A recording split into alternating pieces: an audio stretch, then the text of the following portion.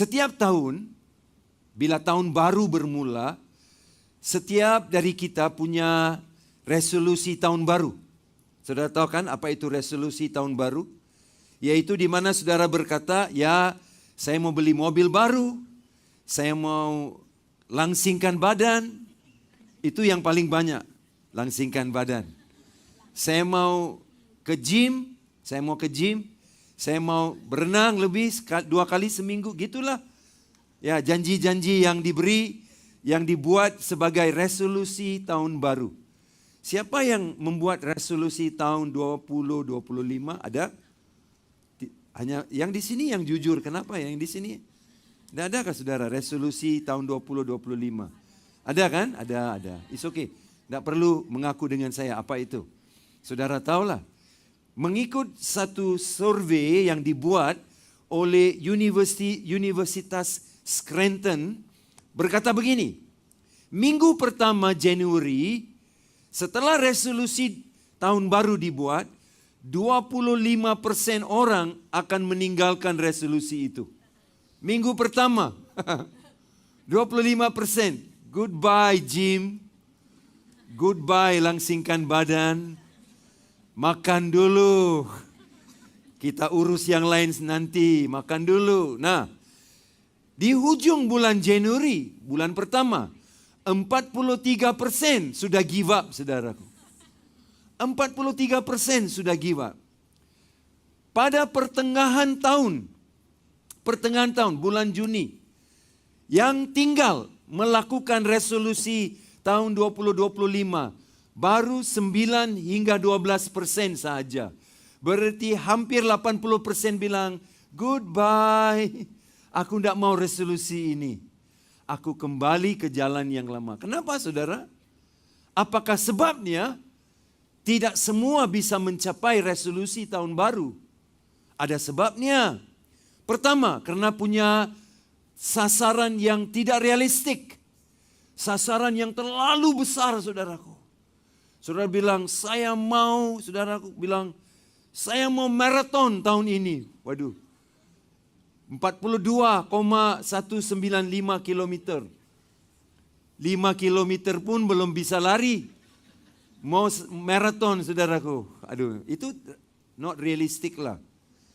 Kedua, saudaraku, tidak ada rencana yang teratur. Gimana kita bisa capai resolusi itu? Ketiga, tidak ada perubahan tabiat.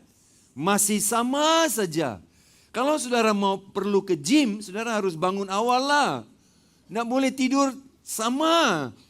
Kalau gaya makannya begini, mesti ada perubahan tabiatnya. Kalau gayanya sama, macam mana mau capai resolusi? Kemudian, mungkin motif yang tidak baik. Saudara, mungkin motif yang tidak baik yang mungkin tidak membantu kita mencapai resolusi tahun baru. Terakhir sekali adalah begini, yaitu kalau gagal sekali, dia terus percaya dia tidak akan berjaya. Gagal satu kali, terus pola pemikirannya, saya pasti gagal selamanya. Jadi perlu ada perubahan pola pemikiran. Kenapa saya kupas tentang hal ini? Sebab sudah ini minggu ketiga ataupun khotbah ketiga saya bicara tentang doa. Yang pertama, minggu pertama saya berbicara tentang surga yang terbuka. Minggu kali kedua saya khotbah tentang doa, saya bicara tentang yaitu bagaimana bagaimana mencari penawar ketika doa kita tidak dijawab. Ada sesiapa di sini pertama kali hadir atau tidak ikut khotbah itu di YouTube ada. EPCC juga ada app-nya. Kita punya app sendiri, saudara. Pergi ke Google Play atau App Store, saudara bisa download app EPCC. Jadi app itu saudara bisa pilih khotbah-khotbahnya. Semua informasi ada di sana. Apakah penawar bagi orang yang doanya belum dijawab? Ada penawarnya? Ada. Ada sesiapa di sini doa saudara belum dijawab? Ada. Pastor sih belum? Ada beberapa. Saya juga belum, ada doa yang belum dijawab. Saya sudah pakai 15 botol Fair and Lovely. Gara-gara untuk menjadi lebih putih sikit, saudara. Doa saya belum dijawab, saudara.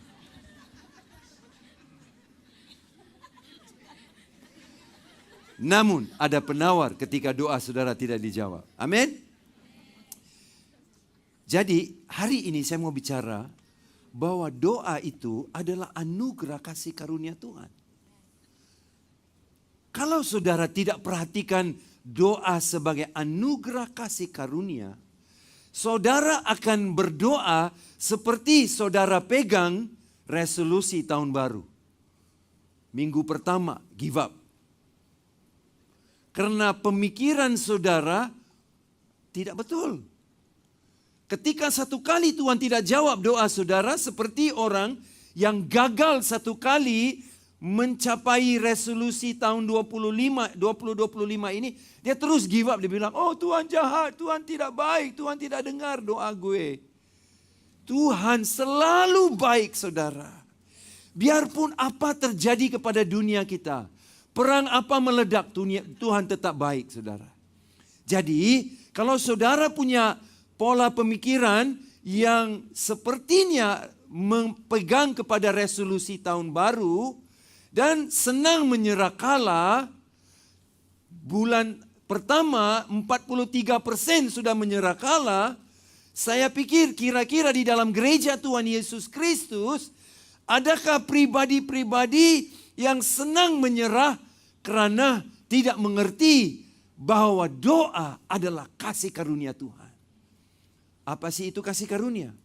Kasih karunia, saudaraku, adalah sesuatu yang baik yang tidak seharusnya menjadi milik kita. Tetapi itulah yang dikaruniakan Bapa bagi kita. Itu kasih karunia. Dalam bahasa Inggris kita panggil unmerited favor. Yaitu kasih karunia, saudaraku, adalah perkenan Allah yang diberi tanpa menilai siapa kita. Itu adalah kasih karunia. Perkenaan Allah yang turun tanpa menilai siapa kita semua. Kita semua adalah manusia yang lemah. Nah, mari kita perhatikan kalimat Tuhan dari Kisah Para Rasul pasal 12 ayat 1 hingga 5. Doa adalah kasih karunia untuk masa sulit. Saya tahu mungkin ada di sini yang datang dari jauh untuk berobat. Nanti di akhir khotbah saya mau, dan pemimpin kita di depan, mereka sudah duduk di depan. Kita mau doain bagi yang datang berobat. Sebab saya tahu bagaimana susah. Naik pesawat, datang ke sini, cari tempat tinggal. Berat, jumpa dokter awal pagi, ambil nomor, wah saudara susah. Apalagi tidak tahu hasilnya gimana. Nanti di akhir ibadah, yang datang berobat dari jauh, nanti saya beri ruang untuk kita mendoain Bapak Ibu semua. Doa adalah kasih karunia untuk kita semua di masa sulit. Saya mau bacakan 5 ayat pertama dari Kisah Para Rasul. Saya bacakan ayat pertama pasal 12 Kisah Para Rasul. Perhatikan baik-baik. Saudara, bila baca Alkitab kan, jangan keburuan. Saudara keburuan, you miss. You miss banyak berkat. Saya juga pernah dulu begitu. Baca firman, habis cepat-cepat, janji kasih habis. Rasa aman, oh aku udah habis dua pasal. Ya benar, udah selesai 2 pasal. Tapi ada apa? Apa intinya? Apakah rahasianya? Nggak tahu loh, saudara. Kalau you punya boyfriend cakap, saudaraku. Kau tidak dengar dia seperti ada bunyi saja yang keluar di sini. Rugi kan? Tapi perhatikan baik-baik. Nah, kira-kira pada waktu itu, perhatikan pada waktu ini pasal berapa? Pasal 12. Pasal-pasal sebelum ini, apa kena mengenanya dengan ungkapan ini? Kira-kira pada waktu itu. Waktu apa itu? Bila baca Bible, tanya soalan. Kira-kira pada waktu itu. Waktu apa, Pak? Saudara mau tahu waktu apa? Tanyalah saya. Puji Tuhan kau tanya. Nanti saya jawab. Nah, kira-kira pada waktu itu Raja Herodes mulai bertindak dengan keras terhadap beberapa orang dari jemaat. Ia menyuruh membunuh Yakobus, saudara Yohanes, dengan pedang. Wow, pemimpin gereja sedang mengalami penganiayaan sehingga Yakobus dibunuh. Saudaranya Yohanes menyuruh Yakobus, yaitu saudara Yohanes, dengan pedang. Kemudian ketika ia melihat, yaitu Herodes melihat, hal itu menyenangkan hati orang Yahudi. Ingat baik-baik saudara, orang-orang Yahudi waktu itu bukan semuanya Kristen, malah mereka menolak ajaran yang dikenali sebagai Kristen. Pasal 11, ungkapan orang Kristen pertama kali dipakai di Bible, tahu? Ini pasal 12. Pasal 11, Kristen dipakai saudara. Nah, ketika ia melihat bahwa hal itu menyenangkan hati orang Yahudi happy. Kasih bunuh itu pemimpin Kristen. Mereka menangkan orang-orang Yahudi masuk ke dalam ajaran mereka yang sesat itu, mereka bilang. Ia melanjutkan perbuatannya itu dan menyuruh menahan Petrus. Sekali lagi, waktu itu hari raya roti tidak beragi. Kau perhatikan kan dalam 3 ayat, perkataan waktu itu ulang 2 kali sudah. Kenapa? Tanya soalan. Supaya saudara bisa mengerti. Ayat 4, setelah Petrus ditangkap, Herodes menyuruh memenjarakannya di bawah penjagaan 4 regu. 4 regu itu adalah pasukan tentera 4 orang setiap regu, saudara. Berarti mereka menjaga orang yang di dalam tawanan berganti-ganti, silih berganti setiap 3 jam. 3 jam itu, kalau saudara buat shift 12 jam kan? Lama itu.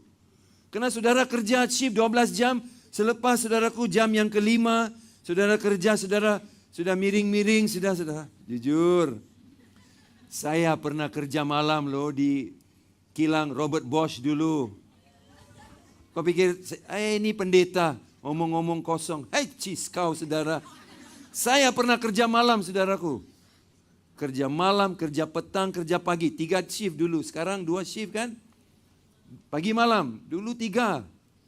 Saya mengalami apa yang saudara belum pernah mengalami. Shift petang pun ada. Nah, sebab itu mereka pastikan 4 regu itu diganti 3 jam, supaya mereka aktif perhatikan tawanan itu. Oke, nah kita lihat. Dari 4 prajurit, masing-masing terdiri 4 prajurit, berarti 16 orang. Maksudnya ialah supaya sehabis Paskah, ia menghadapkannya ke depan orang banyak. Berarti mau dihukum. Perhatikan baik-baik. Demikianlah Petrus ditahan di dalam penjara, tetapi, semua sebut tetapi. Tetapi jemaat dengan tekun mendoakannya kepada Allah. Petrus ditahan, Petrus adalah kepala di antara semua murid-murid Yesus. Ketika Petrus ditahan di dalam penjara, tetapi jemaat dengan tekun berdoa. Mereka berdoa dengan tekun. Puji Tuhan. Mereka tidak cakap macam orang-orang yang pegang resolusi tahun 2025. Ini berita buruk. Pasti tidak boleh dijawab doanya. Sebab ada 16 prajurit yang jaga Petrus. Apalagi shiftnya 3 jam, 3 jam, 3 jam. Jadi pasti mereka perhatikan dengan sangat rapi. Petrus tidak bisa keluar dari penjara. Saudara tahu, ini pasal 12 kan. Pasal 5, sekali Petrus pernah masuk penjara. Tuhan utus malaikat kasih keluar Petrus. Herodes tahu, ini baru pasal 12. Pasal 5 pernah terjadi sekali, dia pernah dikeluarkan malaikat Tuhan. Herodes cakap, dulu sekali dia dalam penjara dikeluarin. Sekarang saya tidak mau dikeluarin lagi. Pastikan ada 4 regu yang menjaga Petrus. Wah, mustahil. Oh, mustahil, tidak boleh. Alkitab bilang apa? Tetapi jemaat dengan tekun mendoakannya. Ada amin. Berita buruk dalam penjara, tapi jemaat tekun. Kenapa jemaat tekun? Karena jemaat mengerti bahwa doa adalah anugerah kasih karunia Tuhan. Saya mau buktikan kepada saudara bahwa doa adalah anugerah kasih karunia dari firman ini. Bukan omong-omong kosong lah, apa nih pendeta. Cakap ini doa itu kasih karunia. Gimana Pak? Nanti saya jelaskan kepada saudara. Sebelum itu saudara kita perhatikan seluruhan buku Kisah Para Rasul itu. Kalau saudara perhatikan Kisah Para Rasul, pasal 1 sampai 7, orang yang dijangkau adalah orang-orang Yahudi. Karena kan Tuhan bilang, Yerusalem, Yudea, Samaria, dan ke hujung dunia. Kisah Para Rasul 1 ayat 8 berkata begini, jangan tinggalkan kota Yerusalem sehingga kamu digenapi dengan janji Bapa dari surga. Kamu akan dipenuhi dengan kuasa Roh Kudus dan kamu akan menjadi saksi-saksiku di Yerusalem. Banyak orang Yahudi di sana, sebab itu orang Yahudi dijangkau. Yudea dan Samaria, orang Samaria itu seperti bukan 100% Yahudi. Karena mereka sudah kawin campur, orang Yahudi tak suka mereka. Ketika Yesus berbicara dengan perempuan Samaria, murid-muridnya terkejut. Hah? Dia cakap dengan perempuan Samaria, dia orang Yahudi. Jadi yang separuh Yahudi itu juga dijangkau, yaitu ayat 8 hingga 12. Selepas pasal 12, orang-orang pagan di seluruh dunia. Siapa itu pagan, saudaraku? Pagan itu adalah saudara dan saya sebelum kita kenal Tuhan Yesus. Orang yang tidak tahu Tuhan. Nah, Yahudi, Samaria, pagan, seluruh dunia. Perhatikan baik-baik. Pasal berapakah di mana kisah Petrus ditahan tadi yang kita baca? Pasal 12. Berarti Injil akan meledak ke seluruh dunia. Sebelum Injil meledak ke seluruh dunia, iblis sudah campur tangan, dia bilang, enggak boleh. Kasih tangkap pemimpin gereja. Masukin dalam penjara dulu. Kalau tidak Injil meledak nanti. Lebih banyak jiwa diselamatkan. Puji Tuhan, Injil tetap meledak saudaraku. Sebab itu kamu duduk di sini hari ini. Sebab itu pendeta India ini bisa bicara firman Tuhan. Karena Injil itu tidak pernah berhenti. Amin. Percaya. Biarpun bagaimana iblis bekerja, kita pasti menang dalam Tuhan. Amin saudara. Nah kita perhatikan siapakah pemimpin yang dipakai Tuhan. Ayat 1 hingga 7 Petrus. Ayat 8 hingga 12 Petrus, Saul dengan Filipi. Dan mulai dari pasal 13 sampai ke hujung pasal ke-28.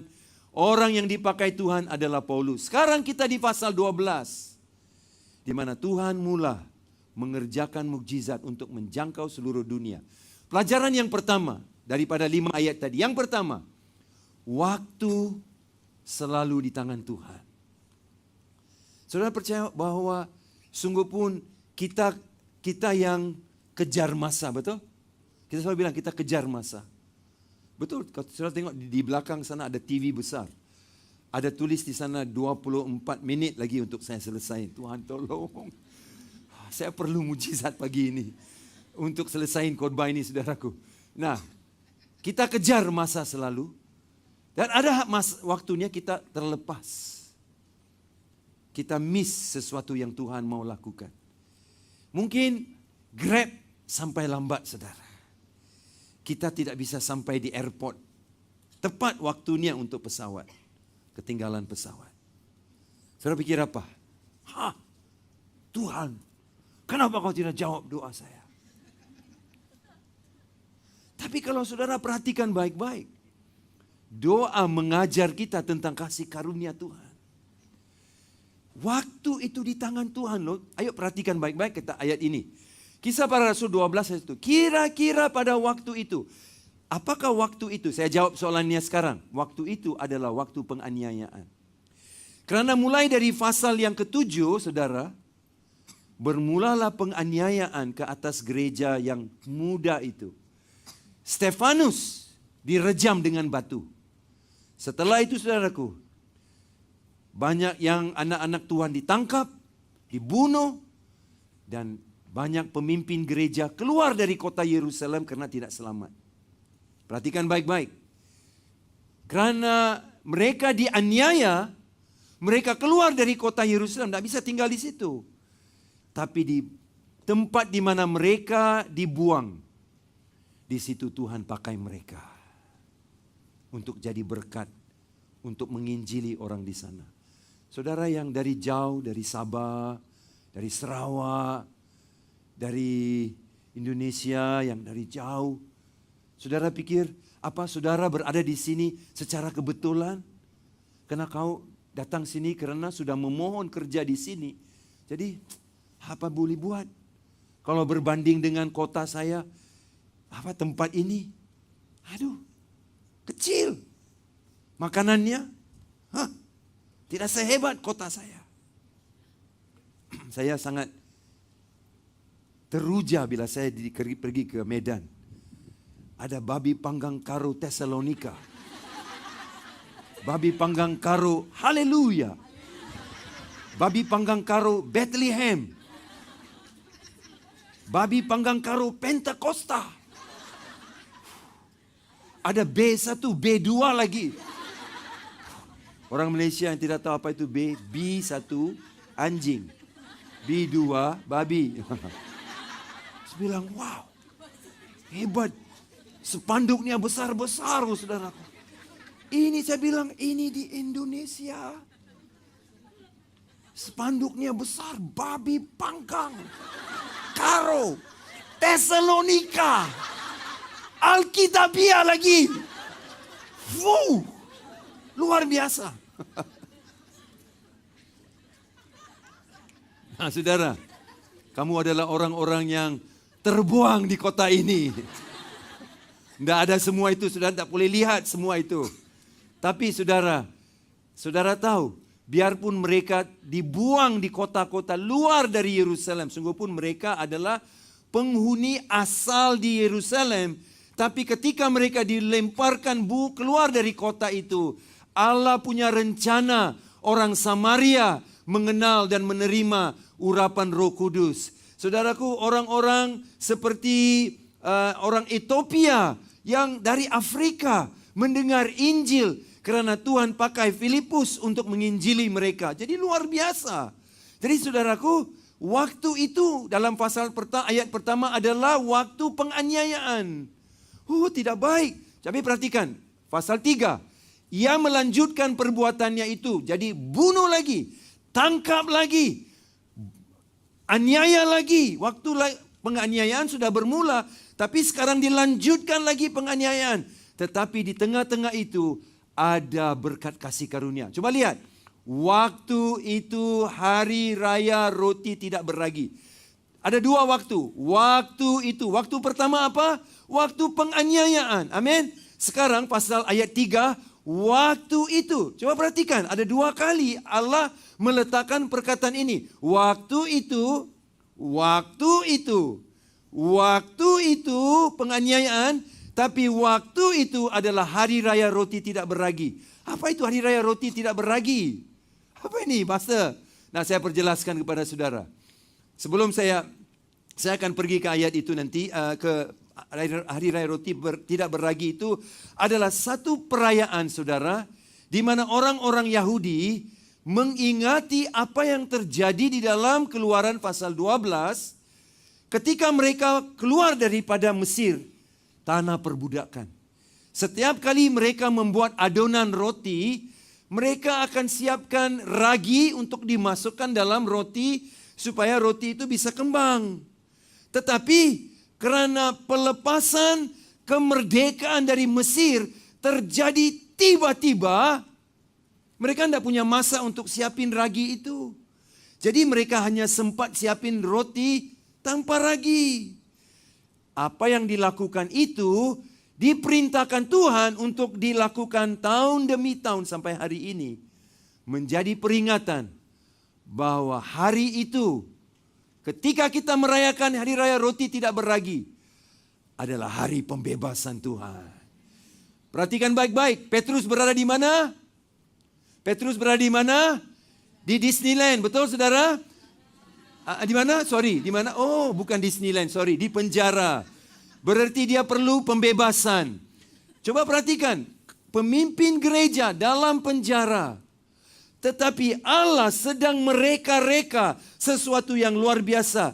Persis ketika penganiayaan terjadi, persis pada waktu itu mereka juga merayakan hari raya roti tidak beragi. Yang memperingatkan mereka, Roti tidak beragi adalah ingatan. Kami dikeluarkan dengan begitu cepat dari tanah perbudakan.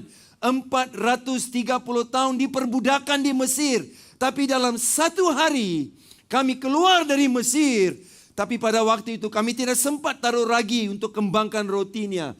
Jadi kami merayakan hari raya itu sebagai tanda peringatan. Tangan Allah sangat cepat dan luar biasa. Tangan Allah adalah tangan yang membawa pelepasan. Jadi pada waktu itu, waktu apa? Penganiayaan. Tuhan bilang, kau ada waktu iblis, saya juga ada waktunya. Haleluya. Amin. Kau pikir kau saja ada waktu, aku juga ada waktu, Tuhan bilang. Ada amin, saudara. Kalau hari ini adalah waktu-waktu yang sepi dalam hidup saudara. Yang ditinggalin pacar saudaraku. Hari-hari yang sepi. Tapi Tuhan bilang, aku juga punya hari-hari yang sangat memberkati kamu. Dalam kesepianmu, kamu akan menemukan juru selamatmu. Dalam kesepianmu, kamu menemukan kekasih jiwamu. Coba perhatikan ayat ini, saudara. Perhatikan ayat ini. Orang Yahudi dan orang Israel jumlahnya seperti pasir di tempat laut. Makan, minum, serta bersukaria. Wow, inilah begitu banyak orang yang dipimpin oleh Raja Salomo. Dia raja yang muda, tidak tahu mungkin kurang dari 20 tahun. Dia mengambil alih takhta pemerintahan bapaknya Raja Daud. Raja yang gilang gemilang. Tapi dia kata, wow Tuhan, orang Yahuda dan orang Israel jumlahnya seperti pasir di tepi laut. Aduh, saya minta maaf ya. Banyak jemaat di sini, namanya saya tidak tahu saudara. Minta maaf. Kalau jumpa di Queens Bay Mall, mohon perkenalkan diri ya. Bila jemaat bilang, halo shalom pastor, saya pun, hey shalom. Sebab saya tahu itu pasti jemaat saya lah. Atau mungkin dari jemaat gereja lain mungkin kenal saya. Dia bilang, hey shalom pastor. Saya bilang, hey apa kabar? Tidak kerja hari ini? Oh tidak pak. Sudah makan? Belum. Allah, kalau ada masa saya belanja kau makan. Nah, saya tidak kenal nama kamu, minta maaf. Tadi juga ada satu ibu dengan mamanya datang. Saya pun ya sudah diperkenalkan. Tapi saya lupa, saya minta maaf. Saya minta maaf. Saya bukan sengaja, tapi aduh terlalu banyak. Bahasa Inggris pun marah juga. Tidak ingat nama mereka. Bahasa Tamil pun ada. Bahasa Mandarin pun. Jadi maaf ya. Tapi ketika hari-hari susah, karena jemaat seperti pasir di tepi laut. Coba lihat bagaimana Allah memberikan kekuatan untuk Salomo. Perhatikan. Dan Allah memberikan kepada Salomo hikmat dan pengertian yang amat besar, serta akal yang luas, seperti dataran, pasir, di tepi laut. Haleluya. Jemaat begitu banyak susah mau diurus seperti dataran di pasir di tepi laut. Allah bilang, oh cabaran tantangan kau besar seperti pasir di tepi laut, jangan khawatir. Hikmat yang saya beri juga adalah cocok seperti pasir di tepi laut untuk kamu. Haleluya. Amin, saudara. Allah tidak akan tinggalin saudara. Karena saudaraku, kalau iblis bilang hari-hari pada waktu itu, waktu apa? Waktu penganiayaan. Tuhan cakap, saya pun ada waktunya. Waktu itu adalah hari raya roti tidak beragi. Nanti kita perhatikan waktu itu, hari raya roti tidak beragi itu. Nah, kita lihat saudaraku, waktu itu miliknya Tuhan. Cuma lagi ini satu lagi ayat. Sebab itu, ambillah seluruh perlengkapan senjata Allah, supaya kamu dapat mengadakan perlawanan pada hari yang jahat. Berapa hari? 1 hari. Tapi coba perhatikan, itu adalah hari jahat, itu hari iblis, hari musuh. Tetapi ada juga harinya Tuhan. Kebajikan dan kemurahan belaka akan mengikuti aku seumur hidupku. Haleluya. Hari iblis adalah 1 hari jahat. Tetapi kebajikan dan kemurahan mengikuti saudara tiap-tiap hari. Haleluya. Beri kemuliaan bagi Tuhan Yesus, saudara. Kenapa saudara bergumul untuk 1 hari itu? Kau bilang Tuhan jahat. Tuhan tak jawab doa. Tuhan kau... dengar sini saudara. Dia baik saudara. Kau tengok kita mengadakan perlawanan pada 1 hari yang jahat. Tetapi apa yang kita tidak lihat adalah bekalan Allah, kebajikan dan kemurahan mengikuti saudara seumur hidupmu. Berarti apa yang dibekali Allah jauh lebih hebat daripada hari-hari jahat itu. Bukan hari-hari, hari jahat. Hari jahat. Sungguh pun saudara mungkin mengalami satu hari jahat, tetapi yang baik selalunya lebih daripada yang jahat, saudara. Oh, beri kemuliaan bagi Tuhan kita. Amin. Orang selalu tanya saya, Pak, kalau Tuhan baik, kenapa terjadi begitu banyak kecelakaan, perkara buruk? Saya tanya kamulah. Kamu mungkin juga ada soalan itu. Sepanjang minggu ini ya, ini simple saja, simple. Saya buka pemikiran saudara, simple ya. Sepanjang minggu ini, saya pasti saudara mengalami yang baik lebih daripada yang jahat. Amin? Pasti. Yang baik itu lebih daripada yang jahat. Jadi kenapa kau tidak bilang, Pak, kalau Tuhan baik, kenapa yang baik lebih daripada yang jahat? Kau tidak pernah tanya soalan itu? Kan? Tidak pernah tanya soalan itu, selalu tanya, kalau Tuhan baik, kenapa yang jahat? Kenapa kau fokus kepada yang jahat? Yang jahat itu hanya satu kali mungkin. Tapi kemurahan dan kebajikan selama-lamanya. Tuhan baik, saudara. Amin. Kasih high five kepada kiri kanan bilang, Tuhan itu baiklah. Amin. Nah, saudaraku, coba perhatikan, bekalan Allah itu cukup. Waktu itu, waktu penganiayaan, Tuhan juga ada waktu itu untuk kita. Nah, coba perhatikan, 100 orang di dalam kisah mana ini? 2 Raja-Raja pasal 4 ayat 42, pasal 4 ayat 42. Nabi Elisa menyediakan 100 roti untuk kasih makan 20 orang. Kemudian Tuhan Yesus menyediakan 7 roti untuk kasih makan 4.000 orang dalam Matius 15. Kemudian Markus 6, Yesus sediakan 5 roti untuk kasih makan 5.000 orang. Apa yang saudara perhatikan? Saudara hanya perhatikan, wah, besarnya, banyaknya jumlah orang yang harus makan?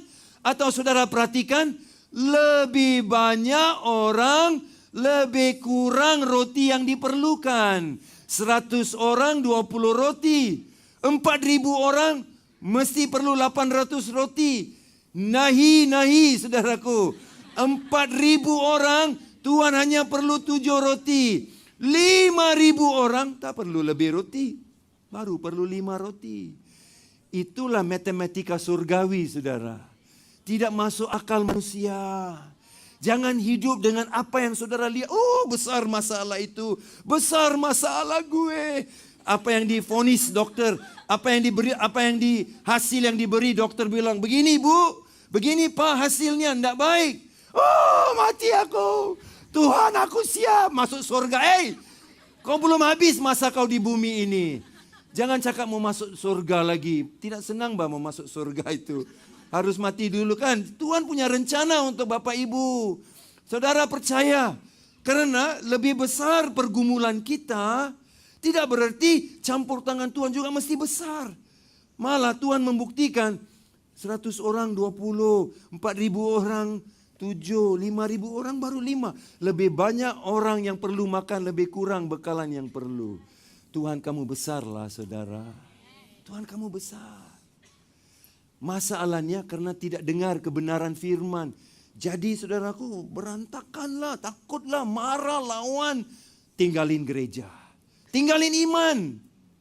Karena tidak tahu kebenaran firman.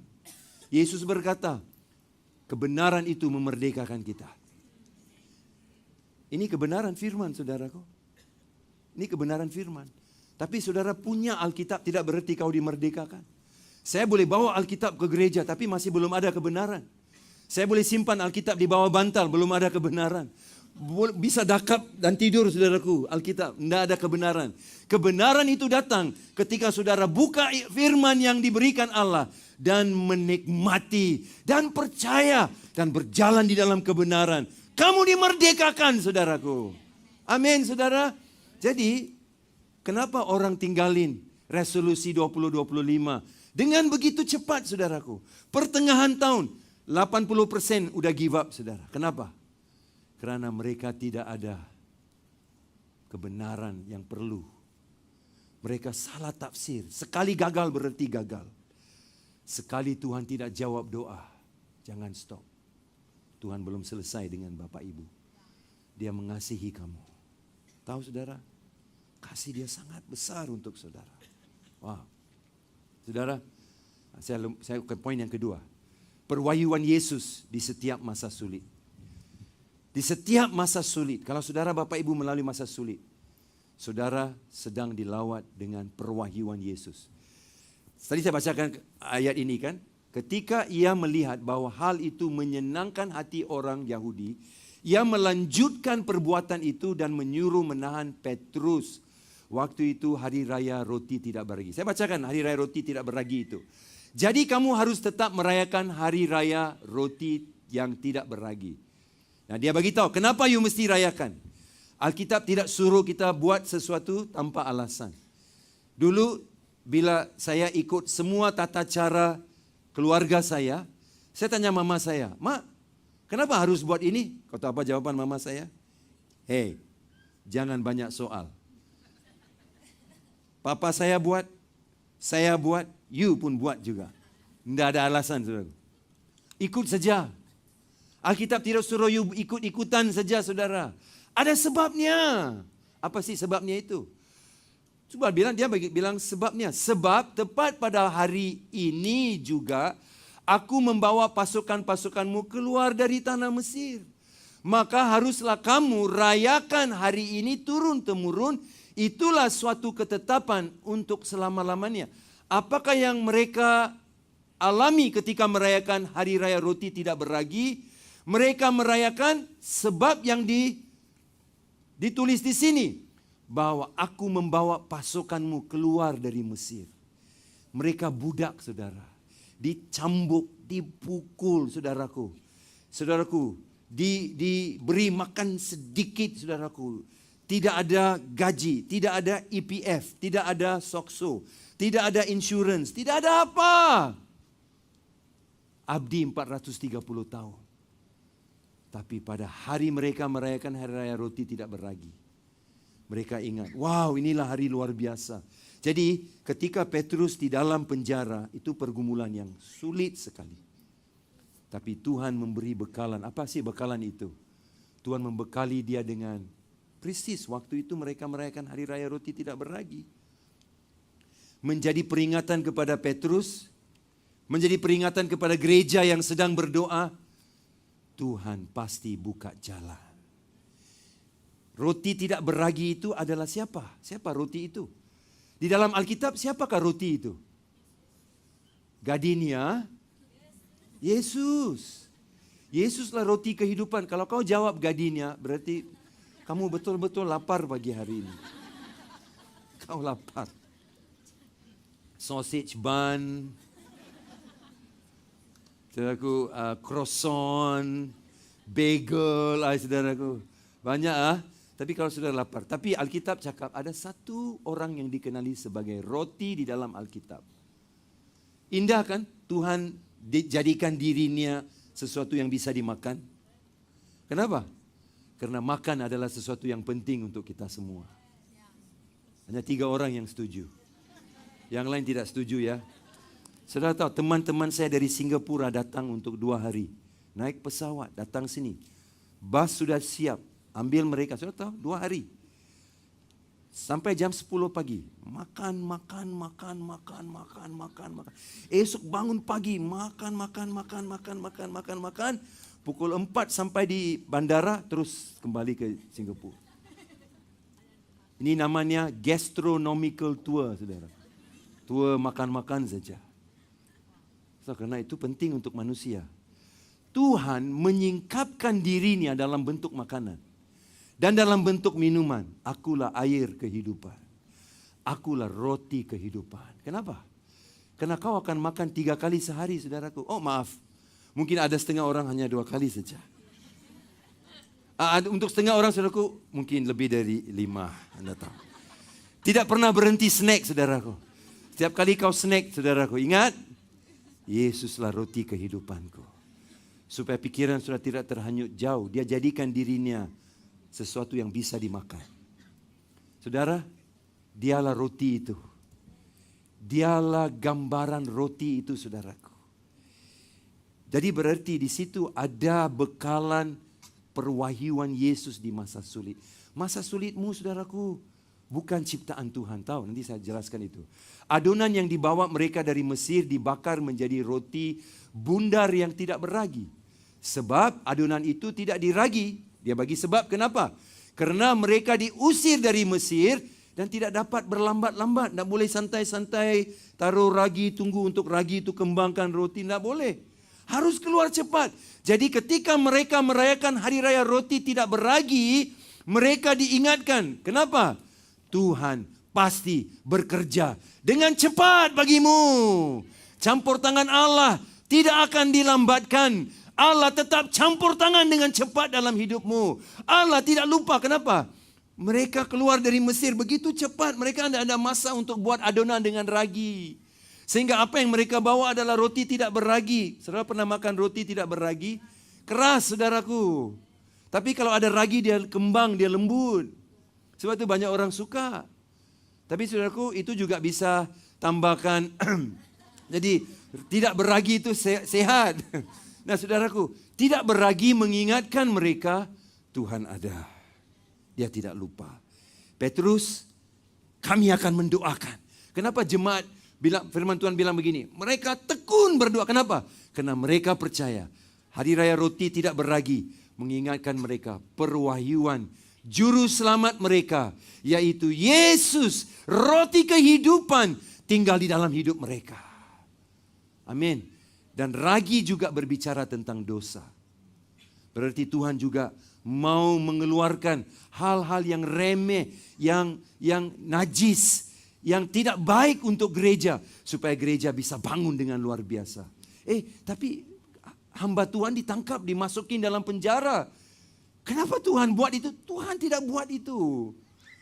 Saudaraku, sebab itu saya tutup dengan yang terakhir ini.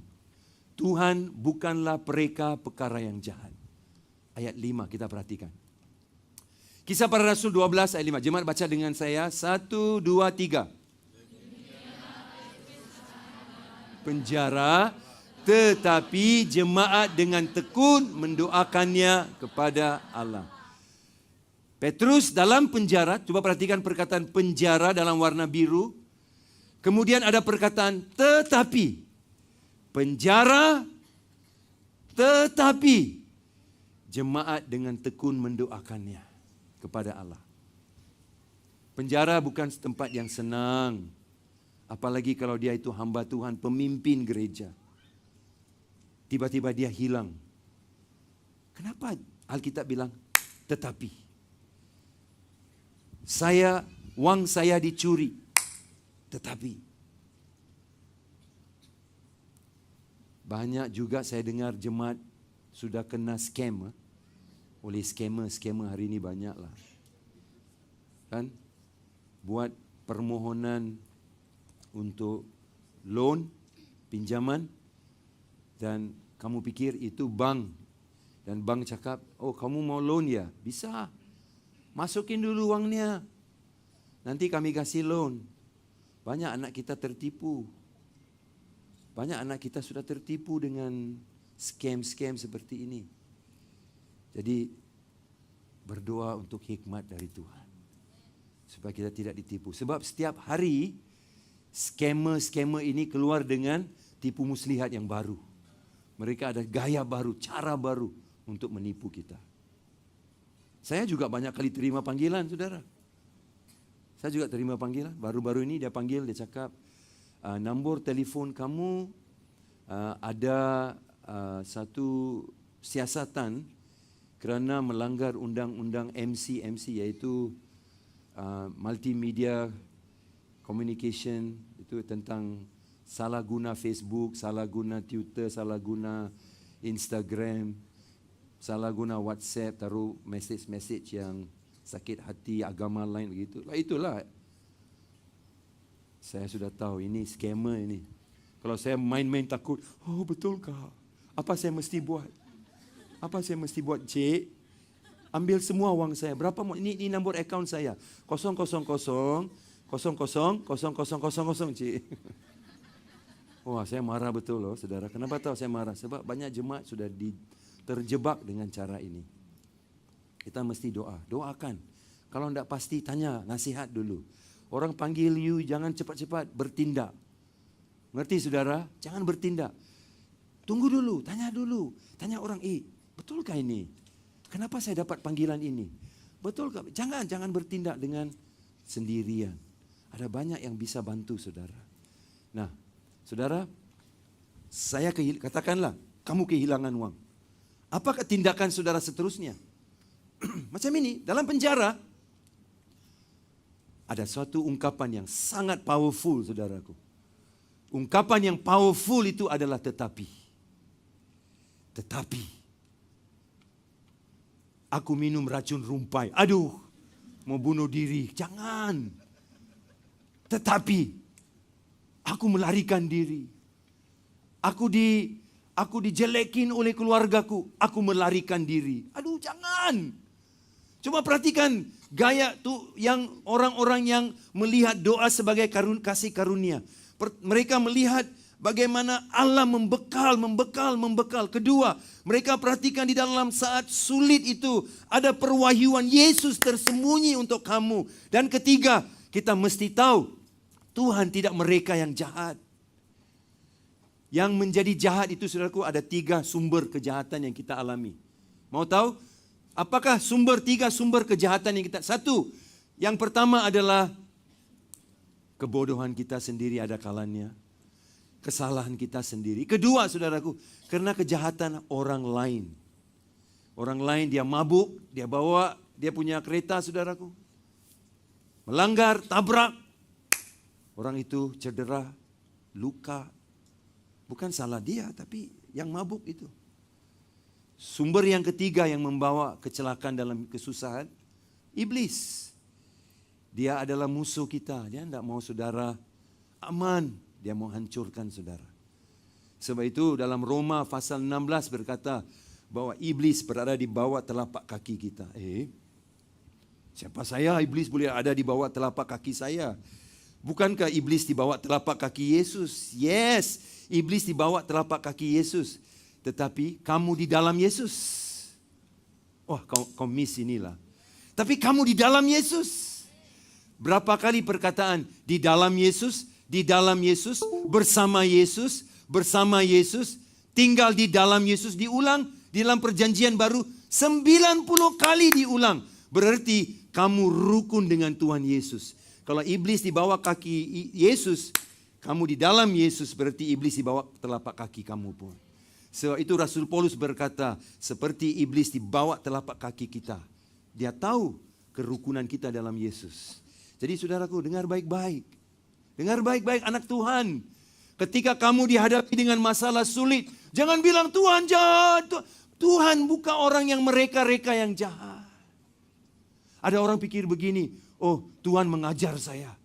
Dia mengajar saya. Hah? Gimana dia mengajar kamu? Aku accident, tabrak dengan mobil sehingga kakiku patah, Tuhan mengajar saya. Saudara, itu bukan Tuhan. Tuhan kirim cancer dalam tubuh saya. Saudara, Tuhan bukan saudaraku sumber penyakit. Hei, kau nih saudaraku, apa yang sudah tidak perhatikan? Dia mati di kayu salib, dia tanggung semua kutuk penyakit di tubuhnya. Dia ambil semua penyakit, sekarang dia bagi balik penyakit kah? Ini Tuhan sudah skizofrenik saudaraku. Dia macam ada 2 identitas. Sekali jahat, sekali baik. Jahat, baik. Jahat, penyakit. Berkat. Macam Tuhan ini ada 2 identitas. Kita salah. Dengar sini saudara. Perhatikan sumber yang membawa kejahatan dalam hidup saudara. Tapi Tuhan mengajar saya. Tangan saya terbakar di dalam api. Inilah buktinya aku diajar. Dia bilang Tuhan mengajar saya. Ini penyakit cancer ini Tuhan mengajar. Oke. Kalau saya pakai logika saudara. Dengar baik-baik. Jangan tidur sekarang, tolong. Kalau saudara pakai logika, saya pakai logika saudara. Yang bilang penyakit itu dibagi Tuhan. Tuhan ajar saya. Saya pakai logika saudara, oke? Kalau kau sudah kena sakit, dan itu adalah pengajaran dari Tuhan. Kenapa mau berhentikan pengajaran itu? Biarin saja, jangan jumpa dokter. Jangan makan obat. Biar kalau kau makan obat kau sembuh, pelajaran tergendala. Pendidikan surgawi sudah habis. Kau ganggu Tuhan loh. Kalau saudara saya pakai logika saudara. Tuhan bukan Tuhan yang jahat. Dalam Kejadian pasal 50 ayat 20. Bila Yusuf berdiri di depan saudara-saudaranya. Siapa bapak mereka? Yakub kan? Dan dia cakap, kamu mereka-reka yang jahat. Kamu lempari aku di dalam sumur. 13 tahun aku di rumah Potifar dan penjara Mesir. Tapi dia bilang apa? Kamu mereka yang jahat. Tapi Tuhan mereka-reka yang baik. Tuhan adalah pencipta dan pereka yang baik, saudara. Dan sebab selepas itu dia bilang, kenapa? Untuk apa dia Allah mereka yang baik? Dia bilang, sekarang aku sudah diangkat jadi Perdana Menteri Mesir. Supaya aku bisa menjaga semua kamu. Dan menjaga makanan untuk seluruh wilayah ini. Karena Allah beriku kepintaran untuk mengurus kondisi kelaparan yang berlaku sekarang. Oh, abang-abangnya lempari dia dalam sumur, tapi waktu sumur itu semua campur tangan Allah tidak pernah kurang.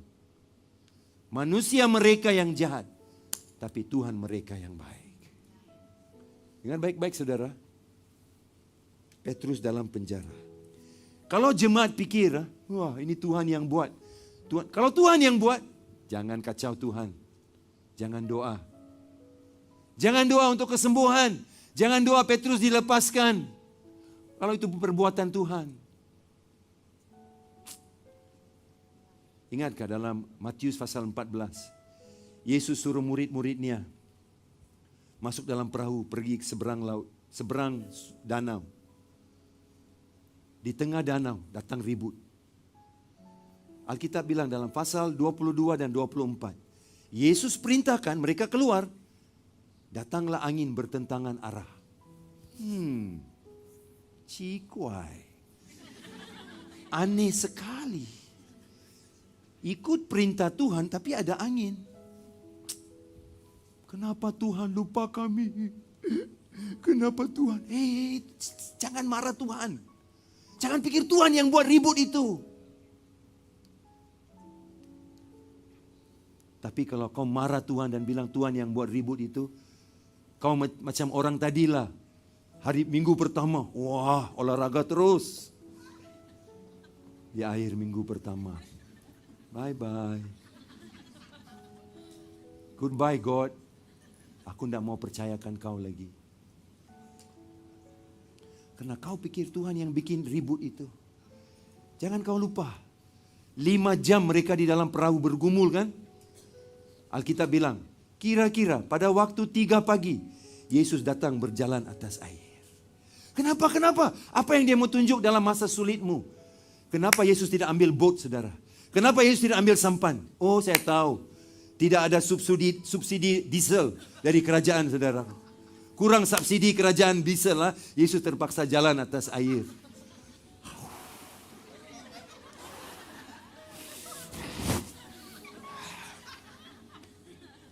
Kau lupa. Waktu itu apakah masalah mereka?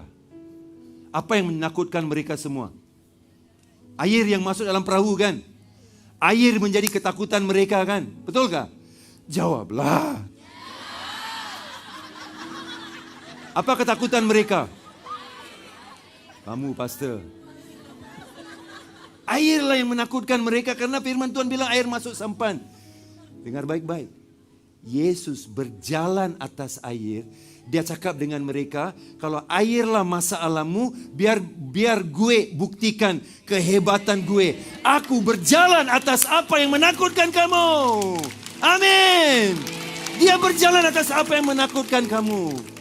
Kedua, setengah mereka bergumul, tiba-tiba Yesus datang. Dengar baik-baik. Masalah kita sering mengundang Yesus. Karena selepas 5 jam mereka bergumul, akhirnya Yesus bilang, kalau aku tidak selamatkan mereka, habislah. Perlu disiapkan 12 peti mayat sudah ini. masalah membawa Yesus di tengah-tengah ribut mereka. Kalau kamu ada ribut waktu ini, jangan bilang Tuhan yang buat. Kalau Tuhan yang buat, jangan doalah. Tak ada orang akan berdoa karena pikir semua masalah itu dibikin Tuhan. Tidak. Dia mereka-reka yang baik buat saudara. Sebab itu jemaat berdoa dengan tekun. Karena mereka melihat kasih karunia Allah. Seperti murid Yesus. Yesus jalan atas air bilang, kau takut air, aku jalan atas air. Kedua, di tengah-tengah. Yesus waktu tidak ada di sana tahu. Tapi karena ribut itu, dia datang. Karena ribut itu dia datang. Di tengah ributmu dia datang. Dia ada di sini saudara. Ya Tuhan yang baik. Percaya. Sembah dia. Dia juru selamat yang agung. Jangan benarkan hari jahatmu mengganggu. Kamu bilang, oh hari jahat. Kau lupa. Kemurahan dan kebajikan mengikuti aku setiap hari. Apa kau hanya ingat yang jahat itu? Itu kasih karunia untuk kita berdoa. Tidak menyerah kalah. Orang dunia lepaskan resolusi 2025. Jemaat IPCC akan berjalan dengan tetap kuat selama-lamanya. Karena kita punya kebenaran. Dan kebenaran memerdekakan kita. Beri tepuk tangan bagi Tuhan Yesus, saudaraku. Mari kita bangkit berdiri bersama. Saya percaya ada beberapa lagi pribadi anak Tuhan yang di sini. Yang pada waktu ini kalian sudah mulai melihat kemurahan, kebaikan Tuhan.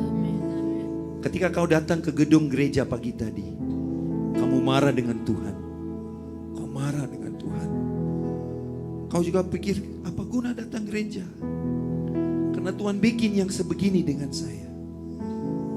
Tapi kalau waktu pagi ini sudah pulang dari gedung ini, saudara tahu iblis mereka-reka yang jahat. Tapi Tuhan mereka-reka yang baik. Dia tidak kasih cancer saudara. Dia tidak kasih kamu accident. Tidak saudara. Tidak kasih kamu kaki kamu dipotong. Tidak saudara. Itu bukan Tuhan saya. Dia ambil semua kutuk penyakit bagi saya. Dia mau lepaskan kamu. Dia mau merdekakan kamu. Dia mau kamu melihat dia sebagai Tuhan yang berjalan atas air. Oh, itulah sumber masalahmu adalah air itu. Sebab itu dia boleh jalan atas air. Supaya kamu tidak melihat air itu, kamu melihat kebesaran dia di atas air itu. Itu yang dia mau kamu lihat. Dimanapun kamu sedang bergumul saat ini. Mungkin di YouTube, kamu yang melihat dari YouTube. Mungkin kamu yang di sini. Saya mau tutup dalam doa. Angkat tanganmu. Terima berkat Tuhan. Shikaborloto santadalabaka. Haleluya. Shikadalabaka. Terima berkat Tuhan. Sekarang umat Tuhan yang dikasihi Allah, pulanglah dengan berkat, bukan kutuk. Pulanglah dengan damai, bukan ketakutan. Pulanglah dengan kesembuhan, tidak ada penyakit. Pulanglah dengan kebenaran, bukan penipuan iblis. Pulanglah bahwa Allahmu Allah yang baik. Dia pelihara, dia jagamu, dia lindungimu. Sekarang, apapun pergumulanmu, benarkan dia merangkulmu pagi hari ini. Oh, dia merangkulmu pagi hari ini, saudara. Rasakan dakapan hangat Tuhanmu merangkulmu pada pagi hari ini. Dia menerimamu. Dia tidak lupa sama saudara. Oh, terima kasih Tuhan. Terima kasih Bapa, kau perhatikan umatmu ini. Pulang dengan damai sejahtera, pulang dengan kasih, pulang dengan berkat, pulang dengan kecukupan, pulang dengan rangkulan Allah. Sekarang sampai Maranatha, sampai kedatangan kedua kali Yesus membawa kita semua untuk menikmati rumah Bapa. Terima kasih Tuhan, dalam nama Tuhan Yesus kami sudah berdoa, kami mengucap syukur Tuhan. Amin, amin, amin. Beri kemuliaan bagi Yesus. Amin.